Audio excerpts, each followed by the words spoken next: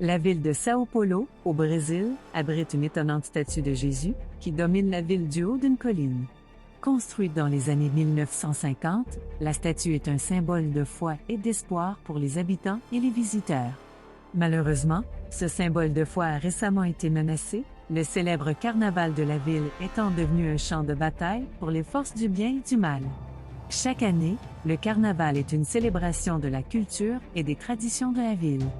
Mais ces derniers temps, il a été entaché d'un élément plus sombre, à savoir le culte de Satan. Des participants au carnaval ont été vus en train de blasphémer Jésus-Christ, et des symboles du diable ont été mis en évidence. Lors d'un incident particulièrement choquant, un homme habillé en Jésus a été vu en train d'être traîné dans la rue par quelqu'un habillé en Satan.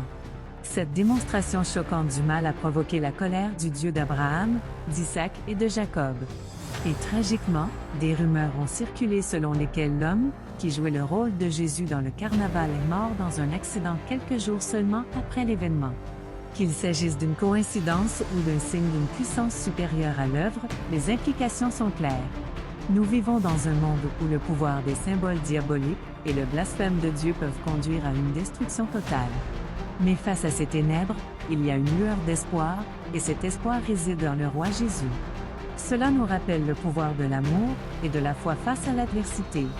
Cela nous rappelle que, même si les choses semblent sombres, il y a toujours de l'espoir et de la lumière dans le monde. Jésus est la force de la foi. Et un rappel que, peu importe la noirceur des choses, il y a toujours de l'espoir et de la lumière dans le monde grâce à Jésus le roi. Il nous rappelle que, même face au mal, l'amour et la foi peuvent l'emporter,